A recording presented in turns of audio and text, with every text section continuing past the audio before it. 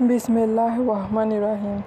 حضور صلی اللہ علیہ وآلہ وسلم نے فرمایا، مرنے کے بعد مردے کی قبر میں سب سے پہلی حرکت کیا ہوگی؟ جاننے کے لیے ویڈیو کو آخر تک ضرور دیکھیے گا۔ ویڈیو شروع کرنے سے پہلے اگر آپ نے ہمارے چینل کو ابھی تک سبسکرائب نہیں کیا تو چینل کو ضرور سبسکرائب کر دیں۔ عذاب قبر سے مراد برزخ میں ہونے والا عذاب ہے۔ اسے عذاب قبر اس لیے کہا جاتا ہے کہ عام طور پر میت کو قبر میں ہی دفن کیا جاتا ہے، ورنہ جسے اللہ تعالیٰ نے عذاب دینے کا ارادہ فرمایا ہے اسے عذاب ضرور ہوگا، چاہے وہ قبر میں دفن ہو یا نہ ہو، خواہ اسے درندوں نے کھا لیا ہو یا اسے جلا کر اس کی خاک ہوا میں اڑا دی ہو۔ حضرت سلمہ رضی اللہ تعالیٰ عنہا اپنے شوہر ابو سلمہ رضی اللہ تعالیٰ عنہ کی وفات کا واقعہ اس طرح بیان کرتی ہیں کہ وفات کے وقت میرے شوہر کی آنکھیں کھلی تھیں جبکہ جسم حرکت میں نہ تھا اور نہ ہی وہ بول سکتے تھے۔ کسی نے رسول اللہ صلی اللہ علیہ وآلہ وسلم کو میرے شوہر کی اس حالت کی خبر دی تو آپ صلی اللہ علیہ وآلہ وسلم ہمارے گھر تشریف لائے۔ جب نبی اکرم صلی اللہ علیہ وآلہ وسلم میرے شوہر کے پاس آئے تو انہوں نے دیکھا کہ میرے شوہر کی آنکھیں کھلی ہیں، تو انہوں نے اپنے ہاتھ مبارک سے آنکھیں بند کرتے ہوئے فرمایا، جب موت کا فرشتہ انسان کی روح قبض کرتا ہے تو مرنے والے کی آنکھوں کی روشنی بھی روح کے ساتھ چلی جاتی ہے۔ جب نبی اکرم صلی اللہ علیہ وآلہ وسلم کے منہ سے یہ الفاظ نکلے تو گھر والوں نے رونا شروع کر دیا کہ ابو سلمہ رضی اللہ تعالیٰ عنہ اب اس دنیا میں نہیں رہے۔ آپ صلی اللہ علیہ وآلہ وسلم نے فرمایا کہ مرنے والے کو ہمیشہ اچھے الفاظ میں یاد کیا کرو، کیونکہ اس وقت فرشتے پاس ہوتے ہیں۔ میت کے ارد گرد بیٹھے ہوئے لوگ جو باتیں کرتے ہیں فرشتے ان کی باتوں پر آمین کہتے ہیں۔ پھر نبی اکرم صلی اللہ علیہ وسلم نے اللہ تعالیٰ سے دعا کی کہ اے اللہ ابو سلمہ کو قبر کے عذاب سے محفوظ فرما، کہ اے اللہ ابو سلمہ کو قبر کے عذاب سے محفوظ فرما اور اس کو اپنے خاص بندوں میں شامل کر لے جن پر تیرا خاص کرم ہے، ان کی قبر پر اپنی رحمتیں فرمانا اور قبر کو نور سے مالا مال کر دینا۔ نبی اکرم صلی اللہ علیہ وآلہ وسلم کی اس دعا سے ثابت ہوتا ہے کہ جب مسلمان وصال کر جاتا ہے تو اللہ تعالیٰ مسلمان کی قبر میں نور اور رحمتیں عطا کرتا ہے، جبکہ غیر مسلم مرتا ہے تو اللہ تعالیٰ اس کی قبر کو تنگ اور عذاب سے بھر دیتا ہے۔ اس دنیا سے پردہ کرنے کے بعد انسان کے لیے سب سے خطرناک پہلی منزل قبر ہی ہے۔ اگر انسان اپنی پہلی منزل یعنی قبر کے عذاب سے بچ جائے تو اس کے لیے باقی سب منزلیں پار کرنا کوئی مشکل نہیں رہ جاتا۔ اسی لیے نبی اکرم صلی اللہ علیہ وآلہ وسلم نے فرمایا کہ انسان کو مرنے کے بعد بہت سی منزلیں طے کرنا پڑتی ہیں، جن میں سے سب سے پہلے قبر کا عذاب ہوتا ہے۔ اگر انسان قبر کی سختی سے بچ جائے تو دوسری منزلیں اس کے لیے آسان ہو جاتی ہیں۔ ایک دفعہ نبی کریم صلی اللہ علیہ وسلم قبرستان سے گزر رہے تھے تو رسول اکرم صلی اللہ علیہ وسلم نے قبر کا عذاب بیان کرتے ہوئے فرمایا کہ مجھے اگر اس بات کا ڈر نہ ہوتا کہ تم میت کو قبر میں دفنانا چھوڑ دو گے تو میں اپنے رب کریم سے دعا فرماتا کہ وہ تم لوگوں کو بھی قبر کے عذاب سے آگاہ کر دیتا، بالکل اسی طرح جس طرح میں دیکھ رہا ہوں اور سن رہا ہوں۔ آپ صلی اللہ علیہ وآلہ وسلم جب صحابہ کرام کو قبر کے عذاب سے آگاہ کرتے تو سب کے رونگٹے کھڑے ہو جاتے۔ حضرت محمد صلی اللہ علیہ وآلہ وسلم کا فرمان ہے کہ مرنے کے بعد قبر انسان کی پہلی سیڑھی ہے۔ جس بندے کی یہ منزل آسان ہو گئی تو باقی سب منزلیں اس کے لیے آسان کر دی جاتی ہیں۔ جس نے اس منزل سے آسانی حاصل نہ کی تو اس کے لیے دوسری منزلیں عبور کرنا بہت ہی مشکل ہو جاتا ہے۔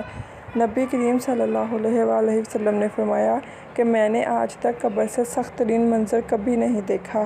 نبی اکرم صلی اللہ علیہ وآلہ وسلم کا فرمان مبارک ہے کہ میت کو جب قبر میں داخل کر کے گھر کی طرف لوٹتے ہیں تو میت لوگوں کے چلنے کی آواز کو اچھی طرح سن رہی ہوتی ہے۔ اگر مرنے والا سچا مسلمان ہے تو نماز اس کے سر کی طرف، روزہ اس کے دائیں طرف، زکوٰۃ اس کے بائیں طرف اور دوسرے جتنے بھی اس کے نیک اعمال ہوتے ہیں وہ اس کے پاؤں کی طرف سے آ جاتے ہیں، اور جب بھی قبر کا عذاب اس کے پاس آتا ہے تو نماز، روزہ، حج، زکوٰۃ، صدقہ و خیرات اس کے نیک اعمال اس کی حفاظت کرتے ہیں۔ پھر اسے کہا جاتا ہے کہ بیٹھ جاؤ، چنانچہ وہ بیٹھ جاتا ہے۔ اس کو سورج ایسے دکھائی دیتا ہے جیسے غروب ہونے کو ہو۔ پھر اس سے کہا جاتا ہے کہ تم اس شخص کے بارے میں جو تم میں مبعوث ہوا تھا کیا کہتے ہو؟ اس کے متعلق کیا گواہی دیتے ہو؟ وہ کہتا ہے مجھے ذرا نماز پڑھ لینے دو۔ اسے کہا جاتا ہے کہ تم عنقریب یہ کام کر لو گے۔ پہلے اس سوال کا جواب دو کہ تم اس شخص کے بارے میں جو تم میں مبعوث ہوا تھا کیا کہتے ہو اور کیا گواہی دیتے ہو؟ وہ گواہی دے گا کہ رسول اللہ صلی اللہ علیہ وسلم اللہ تعالیٰ کے آخری نبی ہیں جو اللہ تعالیٰ کا دین لے کر تشریف لائے۔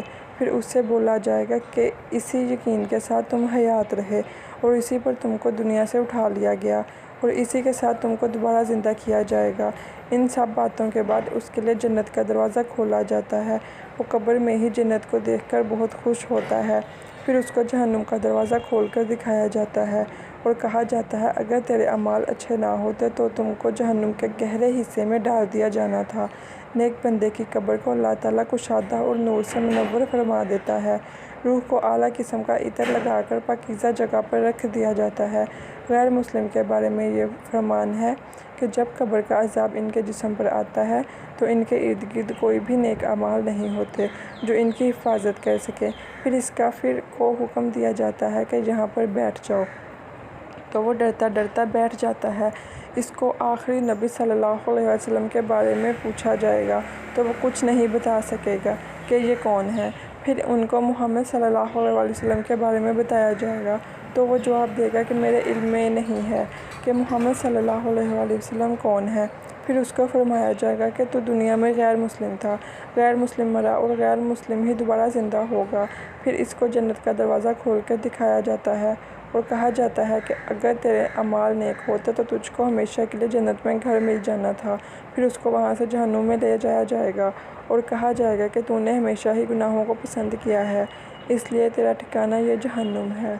وہ جہنم کو دیکھ کر حیران ہوگا اور کہے گا کہ کاش میرا بھی نامہ اعمال نیک ہوتا اور مجھے جنت میں داخل کر دیا جاتا۔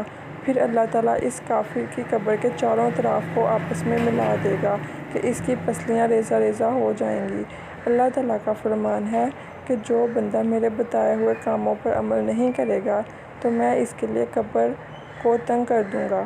حضرت ابن عمر رضی اللہ تعالیٰ عنہ سے روایت ہے کہ رسول اللہ صلی اللہ علیہ وآلہ وسلم نے ارشاد فرمایا جب انسان کا انتقال ہو جاتا ہے تو اس پر صبح و شام اس کا ٹھکانہ پیش کیا جاتا ہے۔